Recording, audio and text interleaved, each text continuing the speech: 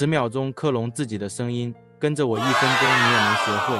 之前我们使用 Mockingbird 开源项目也做过一期视频，当时是使用自己电脑的算力，花费1天1夜才训练出像一点点我自己的声音。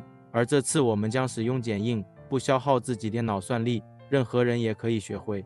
接下来我会向你展示如何用剪映来实现这一切，只需简单几步，你就能创建出一个与你的声音毫无二致的数字副本。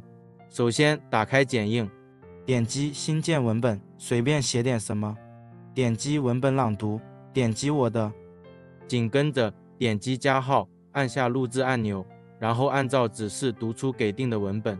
完成这些后，稍作等待，一段独一无二的克隆音色便诞生了。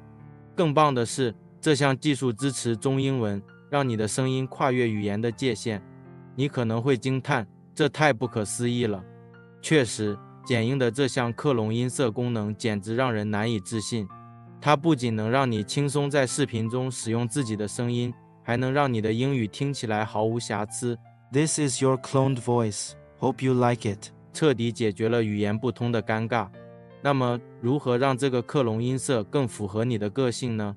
操作非常简单，只需为它起个名字，保存即可。下次使用时，再次打开剪映，输入任何文本，选择文本朗读中的克隆音色选项，选择你之前保存的音色，你的数字化声音便可以清晰地传达你的每一个字。我是小兵，关注我，学会1000个网络副业。